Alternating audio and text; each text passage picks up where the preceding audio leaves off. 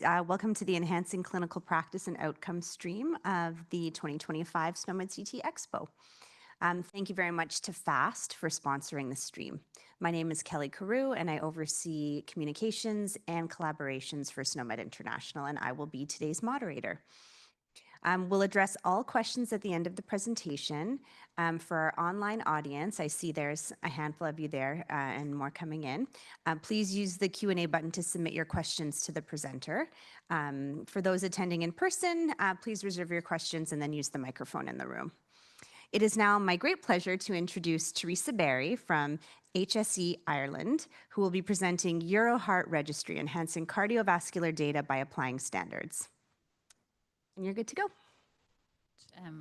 Good afternoon, everybody, and thank you, Kelly, for the introduction. So I am very delighted to be here to present on this topic. So in Ireland, we've been working with a group of clinicians who've been working on this EuroHeart registry over the last 2 or 3 years, and have been delighted that they have been really keen and interested to understand more about standards. So I'm going to give you, I suppose, an overview of this. So this EuroHeart project has been up and running since about 2022 with a number of clinicians who've been involved in the work. It's been developed by this European Society of Cardiology. So what the overall objective of the work is to improve cardiovascular care through international collaboration and high quality data collection. So it's about the secondary use of data for cardiology specifically. So they came to us in the National Release Centre about 1.5 years, maybe 2 years ago, through a process we call the data specification management process. That's how I get to know about a lot of projects. And they come to the meeting with their project. So they were very keen to standardize the data. So they'd been collecting data on paper to fulfill their registry for a few years, and then they had decided that they now needed to get a portal or an online method of collecting this data. So we have now developed and published the data standards for major cardiovascular diseases such as ACS, acute coronary syndrome, percutaneous coronary interventions, valve disease, including TAVI, and heart failure and atrial fibrillation. So the output of this whole piece of work is around really understanding what is going on with patients who have these diseases and being able to make further elaborations on research and understand what's the outcome for patients. So the EuroHeart promotes a culture of learning and continuous improvement at both a national and international level, and it provides a framework for registry-based RCTs. This enables a cost-effective safety surveillance of new drugs and devices. So this was quite a big project, and I suppose why it came to our attention in Ireland was because the people who were working in Ireland on this project from a European level wanted to create a data set and understand the clinical terms in a standardized way. So in 2025, these are the amount of countries that are involved in this project. So there's up to 15. So you can read there who's involved in this project across Europe. And this is probably, it's the collaboration with all of these. So the cardiologists sit on this group. They all meet each other. They make decisions based on the information that they want to capture. We didn't get to meet all the cardiologists. We were dealing with the cardiologists in Ireland, but they were speaking on behalf of all the cardiology team there. So it was a strategic national requirement to have a comprehensive cardiology registry infrastructure, and they wanted to support quality improvement, research and planning, and the programme identified as the most suitable and scalable registry framework for Ireland. So commissioning of the EuroHeart pilot in one health region in the south in advance of a national rollout.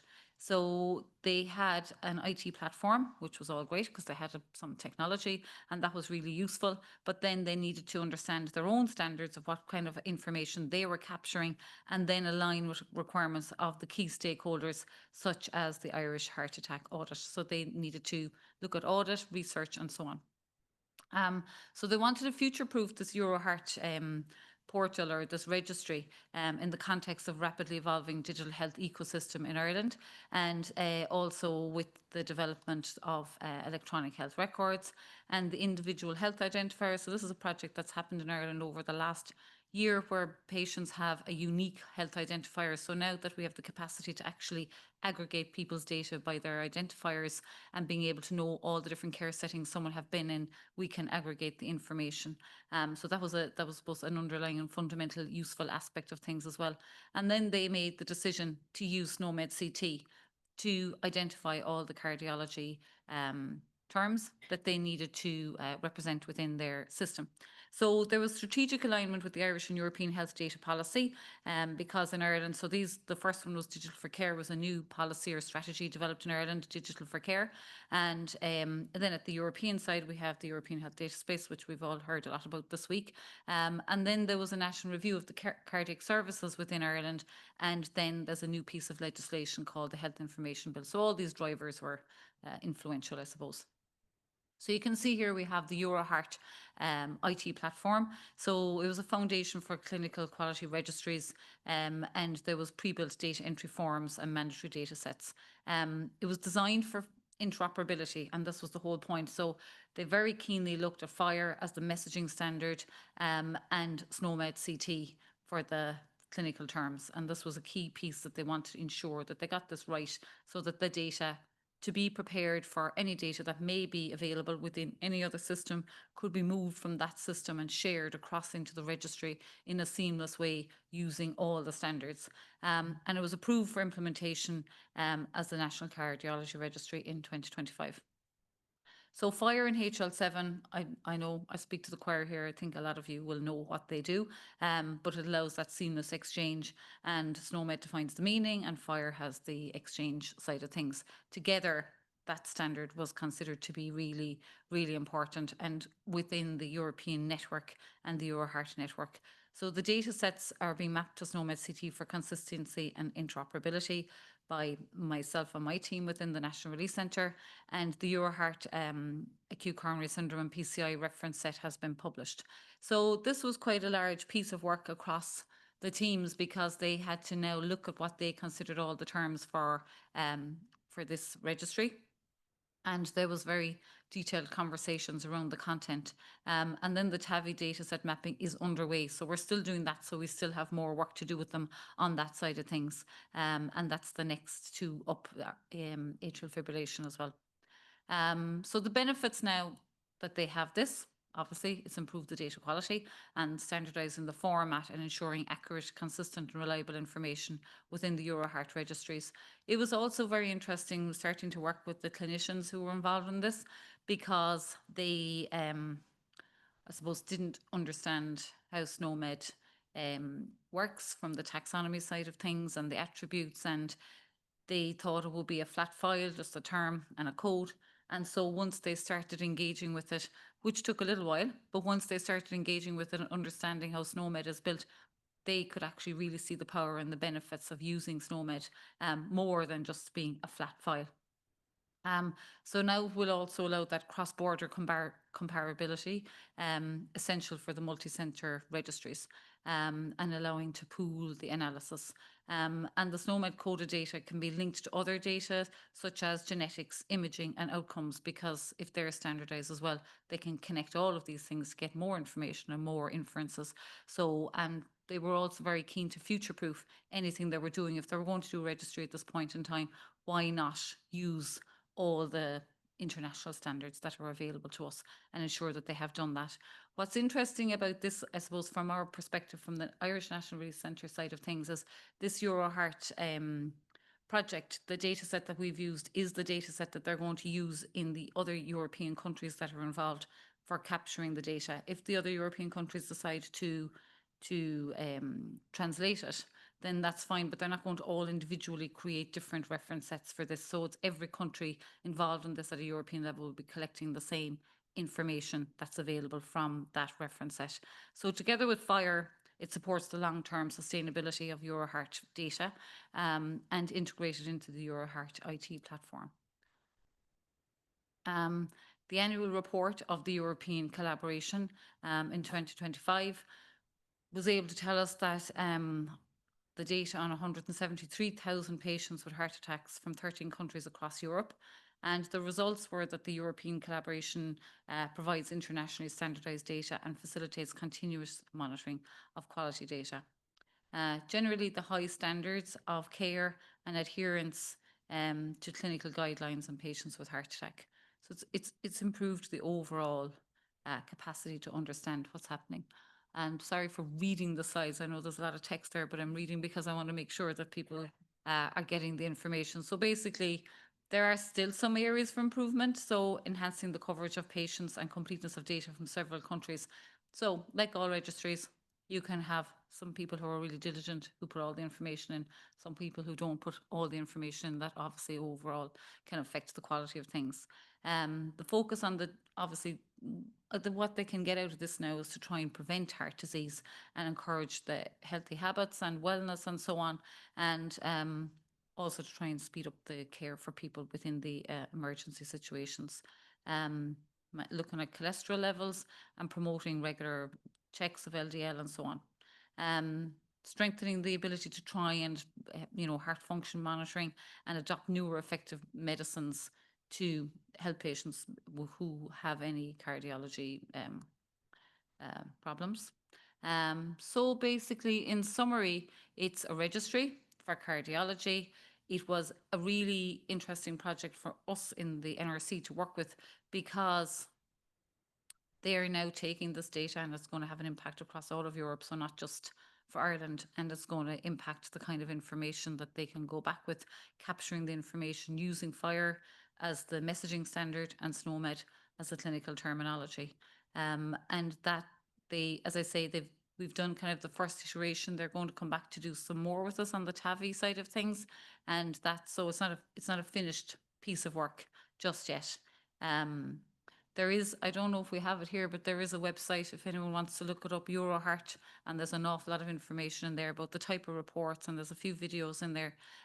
If you just look up EuroHeart, you'll find a lot of information. They have quite a bit in there about FHIR and about SNOMED and about how they found the whole process enlightening, informative, and very beneficial. So now they have a standardized approach for registration of data, improving making the decisions, and facilitates improvement in the quality of care and better patient outcomes, which is, I suppose, what everybody wants to get out of these things. And obviously then it was quite a collaborative process between all the countries at a European level. So it's quite a interesting piece, because I think we often deal with registries and think of them at a national level. So this was looking at cardiology and the output of that work. So that's me, I think. I don't know if I've gone really fast. I actually don't know the time. Okay, it means that there's lots of time for questions, probing questions. So yes, we'll go into some Q&A right now. Thank you, Theresa. Just a reminder for those of you in the room, please use the microphone. And for those of you online that might have questions, please enter them in the Q&A chat. So I will take a look around the room and see if there's any burning questions. I have one.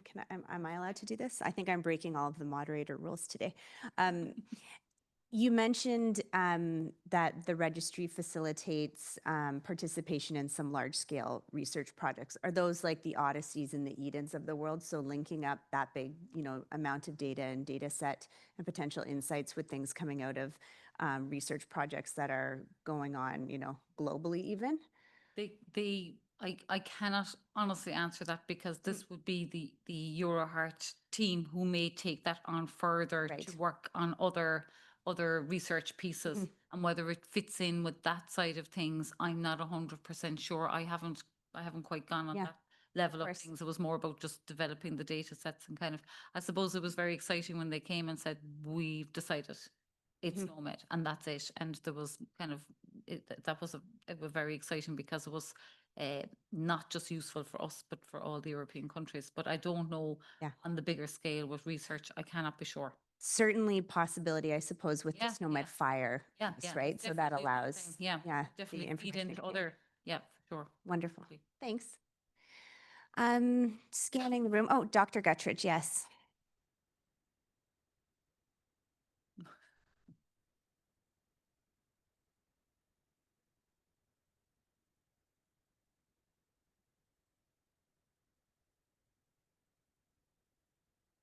Why are they?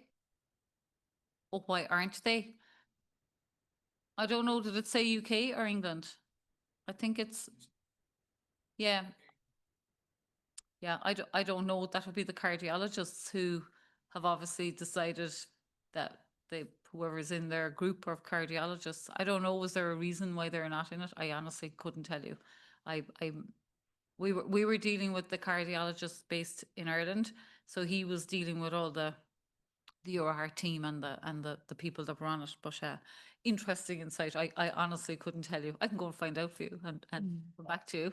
I will. It's curiosity. Yeah, it's curiosity. No, and that's good. It's good to be curious because it would be good to have all the four nations in the UK. I don't know why I honestly couldn't answer you that. Sorry. Thank you, Charles. And I'm looking online. I guess there's just one question here. It's just if you have a sense from the EuroHeart Registry team, sort of what was really that main pivotal learning from the whole experience of going through this? I think their learning was they expected that they would come with their list of all their oh, very well defined in cardiology world, all their you know, acute coronary syndrome terms and so on, which they thought were clearly understood and within cardiology were well understood. But when you looked at SNOMED and the hierarchies and where everything fitted, they realized they actually needed to go back again and actually redefine what they call different things. And it ended up having quite a lot of discussions around, you know, MIs that are high or low on an artery, and what does that mean, and what are the inferences on anterior wall, lateral wall, posterior wall, what exactly is that? So it kind of came down to a lot of anatomy questions and even conversations within each other from the cardiology teams and what they were doing in the background. And so they actually had to, initially they thought it would be just quick and easily done, and then they'd come back after 2 weeks and 3 weeks and going, okay, we've had a further conversation ourselves. And so I think scientifically they actually learned quite a bit because the terminology was actually teaching them some of what was happening there. And I do know from speaking to one of the SNOMED teams here, there's still further refinements happening within the cardiology hierarchy. And because modern science has changed from what was there before or historically, because of the amount of diagnostics we can do now with cardiology, there's so much more information known about the level of detail and the structure of the heart. So that's been a very elaborative thinking for them to realize that actually what they had and what they were capturing previously was not actually well defined enough, and this was bringing them further along and really elaborated on their thinking. So I think that was a learning on all sides, and now they can see the positivity of it, and they're coming back to do some more work with us because they really want to be ready to take on the next phase of things. I guess that's a really pleasant position to be in. Yeah. And having, I know some other speakers have said before, but having access to the key clinicians who really understand this stuff and really understand the questions, when they get their head around SNOMED and how it's built, they really come back with some great questions and great insights. Yeah. Because it's their learning, and you can see the light bulbs going on, and it's actually quite satisfying from a kind of a, you're kind of like the teacher teaching them about their area of medicine which they know so well, but thinking about it in a whole different way around data. So it's really interesting. No, that's wonderful. Thank you. Take a quick scan of the room. But okay, with that, thank you so much, Theresa. That concludes this session. Let's give Theresa a round of applause. To our online delegates, you're welcome to remain in the Zoom for the next presentation, or you can navigate to another session via the event lobby. And thanks so much.